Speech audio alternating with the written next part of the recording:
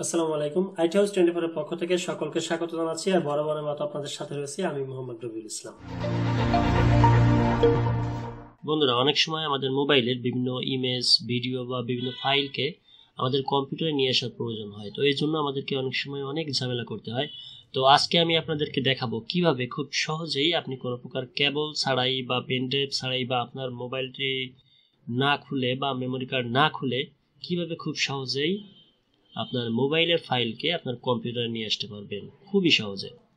তো এর জন্য আপনাকে আপনার মোবাইল এবং কম্পিউটারে প্রথমত যে কাজটা করতে হবে সেটা হচ্ছে একই ওয়াইফাই বা একই নেটওয়ার্ক দ্বারা কানেক্টেড হতে হবে। এবং তারপর কি করতে হবে, তারপর আপনি চলে যাবেন আপনার মোবাইল ফোনের গুগল প্লে স্টোরে। এখন আপনার মোবাইল ফোনের গুগল প্লে স্টোর ওপেন করে তারপর সেখানে লিখবেন FTP ওয়াইফাই সার্ভার। এটা লিখে সার্চ করবেন, তাহলে এই যে উপরে যে অ্যাপসটি দেখতে পাচ্ছেন এই অ্যাপসটি হচ্ছে আমাদের দরকার। তো এখন এই ওয়াইফাই FTP সার্ভার অ্যাপ্লিকেশনটিকে আপনি প্রথমে ইনস্টল করবেন। ইনস্টল করার পর তারপর ওপেন করে দিবেন। তাহলে দেখতে পাচ্ছেন এরকম একটি স্ক্রিন আসবে আপনার সামনে। এখান থেকে আপনি স্টার্ট বাটনে ক্লিক করে দিবেন। ব্যাস, তাহলেই আপনার মোবাইলের কাজ শেষ। এখন নিচের দিকে যে সার্ভার ইউআরএলটি রয়েছে সেই সার্ভার ইউআরএলটি আমাদেরকে আমাদের কম্পিউটারে গিয়ে কানেক্ট করতে হবে। তাহলে আমরা এই মোবাইলের সকল ডাটাই আমরা কিন্তু ট্রান্সফার করতে পারবো। অর্থাৎ আমাদের কম্পিউটার স্ক্রিনে আমরা দেখতে পাবো এই মোবাইলের বিভিন্ন ফোল্ডারে কোথায় কি রাখা আছে এবং আমরা চাইলে সেখান থেকে সেটা কপি করে নিতে পারবো, আবার কোনো ফাইল কিন্তু আমরা এখানে রাখতেও পারবো। তো চলুন এখন আমরা চলে যাব আমাদের কম্পিউটার স্ক্রিনে। বন্ধুরা, এখন আমাদেরকে চলে যেতে হবে আমাদের মাই কম্পিউটারে। তো যে এখান থেকে আমরা এখানে যাব। তো কম্পিউটারে গিয়ে এখানে যে ফাঁকা জায়গাটি রয়েছে সেখানে আমাদের মাউসের রাইট বাটন ক্লিক করতে হবে। তারপর অ্যাড এ নেটওয়ার্ক লোকেশন এখানে যেতে হবে।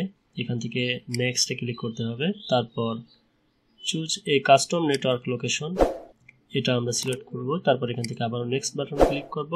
এখন ইন্টারনেট অর নেটওয়ার্ক অ্যাড্রেস এই অপশনে গিয়ে আমরা এই যে আমাদের মোবাইলের যে সার্ভার ইউআরএলটি পেয়েছিলাম সেই সার্ভার ইউআরএলটি ঠিক যেভাবে আছে এখানে ঠিক সেভাবেই লিখতে হবে।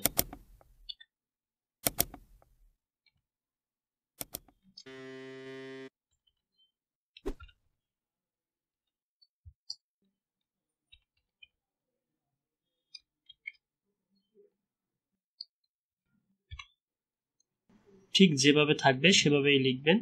লেখার পর এখান থেকে জাস্ট নেক্সট বাটনে ক্লিক করবেন।